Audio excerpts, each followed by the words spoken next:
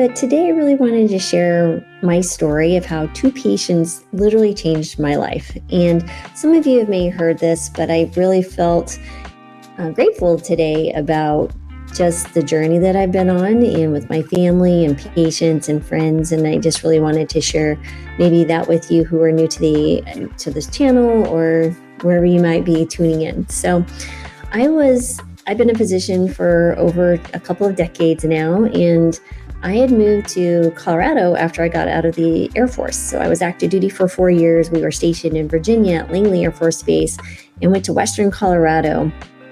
And I ended up taking a job in a little town called Rifle, Colorado. So yes, it's named after the gun, like rifle. Apparently, the story goes there was a rifle found leaning up against a tree, and that's where they founded the town of Rifle. So Rifle is nestled up in the Rocky Mountains. The Colorado River runs right down in the middle of town. You literally have to cross the Colorado to get to different parts of the town. Beautiful area, salt of the earth people. And I worked in a little hospital. I think there's 25-bed hospital now. It was smaller, but they've expanded.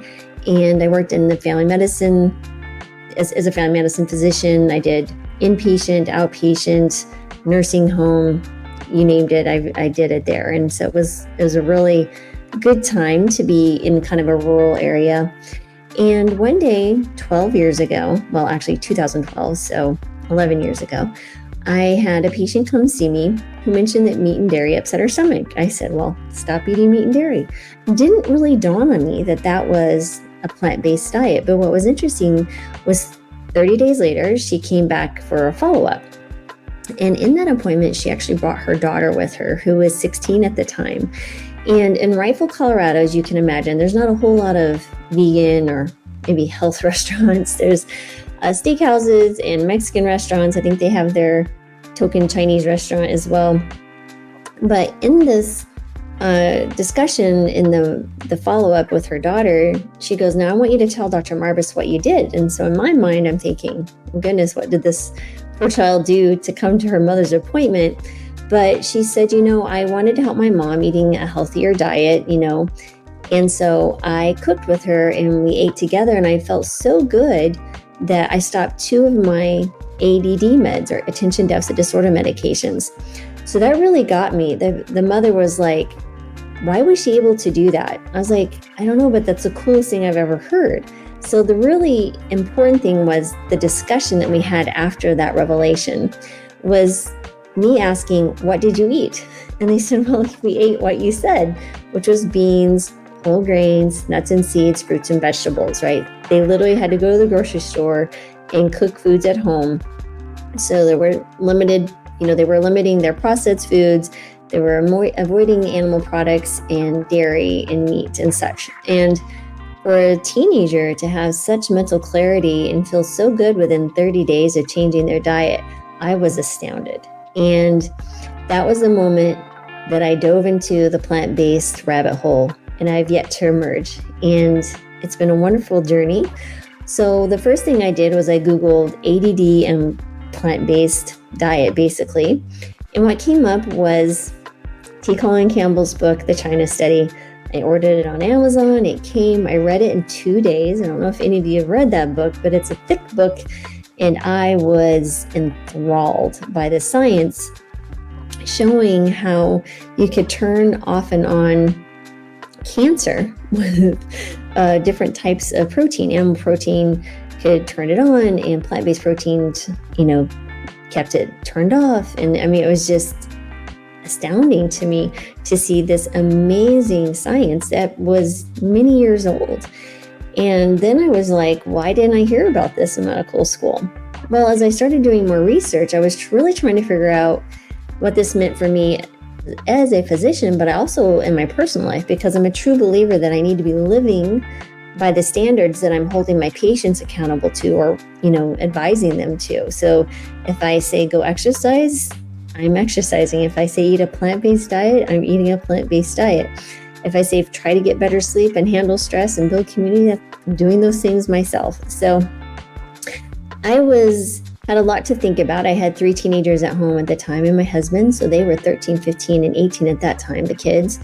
And I just wasn't quite sure, one, how to bring this home, or two, how do I bring it into practice? Because there weren't as many resources as there are nowadays. So I really started reading on it. I came across a few different other resources, Dr. McDougall's site. I saw nutritionfacts.org. I watched the Forks Over Knives documentary, all these things. But I really wanted to practice this one more time on another patient because I was really focusing in on the anti-inflammatory components of a whole food plant-based diet as well. And a patient came in 2 weeks later who had lupus. Now, this patient had 12 different medications, 50 pounds overweight. She was on high doses of steroids. She was on medications to suppress her immune system. And she was coming in because she was basically relaying the story that she was unable to probably continue working because of the significant pain that she was having. And the lupus was really taking a toll on her life. And mind you, she was younger than me at that time and had only been diagnosed a few years earlier. So I listened to her. I'm looking at these medications and thinking, there's not much more I can do here. Even a specialist, because in rural Colorado, as in many places in rural America, it's difficult to find a specialist. So your primary care provider often is the specialist, the rheumatologist, the urologist, the cardiologist, until you can get to a place where the specialists are actually living.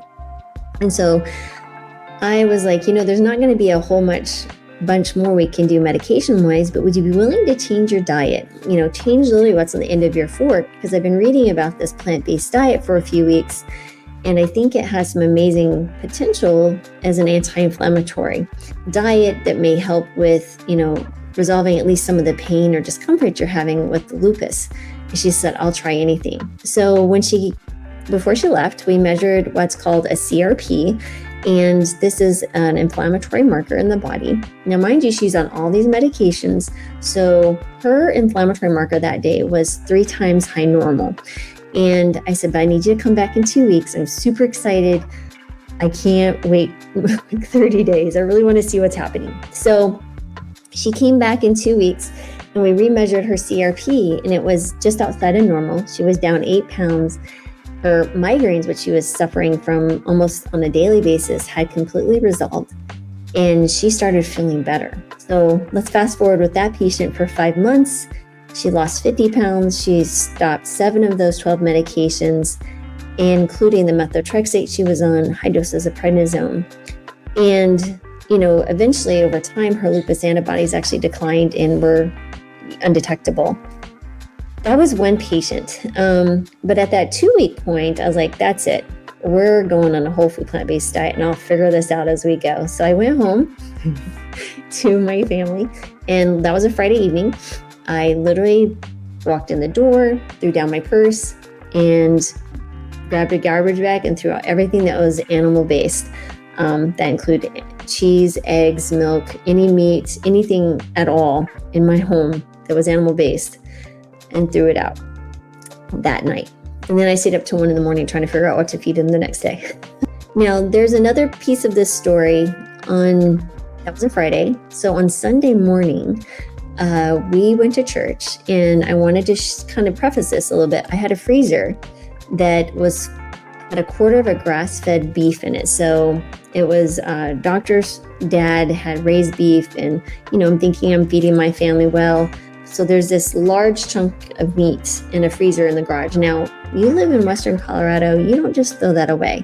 There are animals that come around and lurking. You don't want to partake in digging into a garbage can, or plus, it smells and just decaying matter. So I was in my head trying to figure out what to do with this piece of meat, this large chunk of meat, because I wasn't going to give it to another human, because obviously that was moving me in the wrong direction of where I want to go.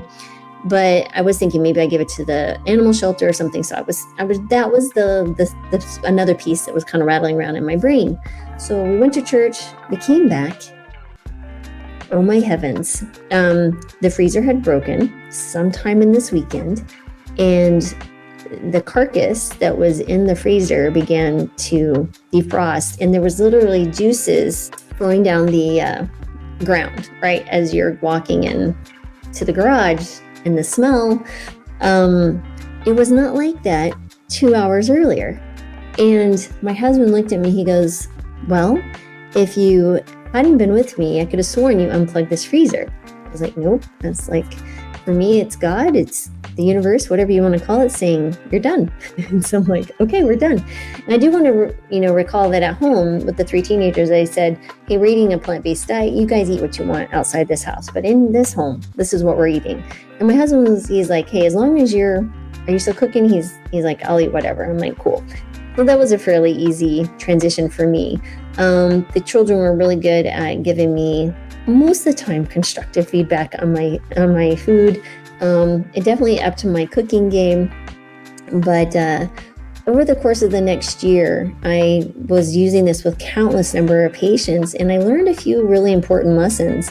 One is I just said, go eat a plant-based diet. That's what I said at first. I was so excited. And what was funny was the patient, they would just do what I said. They would go to the produce section. That's where plants are, right? They forgot about the beans and legumes and the whole grains and just ate fruits and vegetables. They came back fatigued, right? Because they didn't have enough calories to sustain them. So that was a big lesson for me. So I really made sure that when I'm, counseling someone to eat a whole food plant-based diet, to really focus in on making sure you're getting enough calories. And so that's fruits, veggies, beans, and whole grains, and some nuts and seeds. So that was one big lesson. And then I really quickly learned, I had a type 2 diabetic that was insulin dependent, and literally she took what I said to heart and had to stop 60 units of insulin in 72 hours. And I was like, what in the world? This is beyond anything I could prescribe. It's so powerful. And my own story is, and some of you may know this as well, I've been hypothyroid since my second child was born, Jonathan, 27 years ago. So going into the whole food plant-based diet, I never even thought that my thyroid would improve. That was 15 years into this diagnosis and continued escalating doses of levothyroxine depending on the year and such. Yeah, so within a year, I started having some trouble with my shoulder. It was called, think about like a frozen shoulder. There's a fancy name, but no need to get into that. But anyway, it got to the point that I was having shoulder pain. There was no injury, but literally you could not push my shoulder up. And so I went to my friend who was an orthopedic surgeon. He's like, well, Lori, there's 3 things that are typically associated with this kind of frozen shoulder.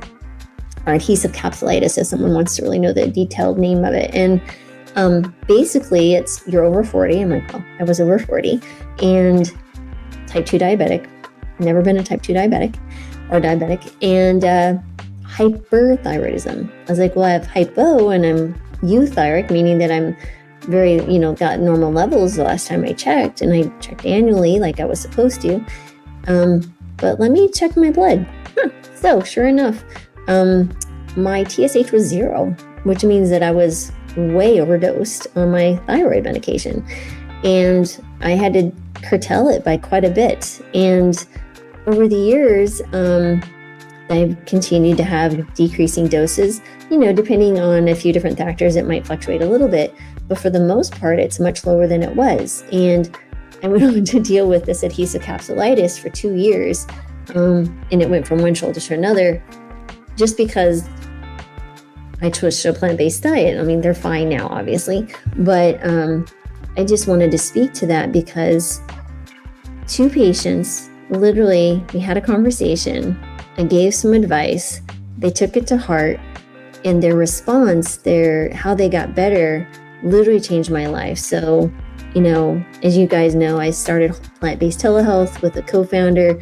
We sold that to John Mackey last summer, and we started Mora Medical, and unfortunately that hasn't worked out. We shut that down. So now I'm seeing patients on my own, and I continue to share through the podcast and anyone I meet about a whole food plant-based diet, because I really do believe it has the power to change so many lives. Now, is it a panacea? No, but it's sure as close as I can get. I can't prescribe anything else that's more powerful. And along with that, though, it's more than just the simple, let's change what's on your plate, but also just engaging in a different mindset and understanding that you will and can have the ability to change the trajectory of your life. And I don't know. I think of the thousands and thousands of patients I have been blessed to take care of over the last 11 years I've been on a plant-based diet, and sharing this message to anyone who would listen. I can't help to think that those 2 patients had a hand in helping them as well. So take the ripple effects that you never know, a smile, buying someone coffee, or just opening the door for someone, just a kind gesture. But also knowing that your whole food plant-based journey can have a profound effect on some other people. So please don't neglect that, and don't think that you're the only one that's doing this. There's people watching and listening, and you never know how you might affect one person who might affect many, many others. So I want to leave you with that message, and I hope that brightens your day and gives you a little bit of juice if you're struggling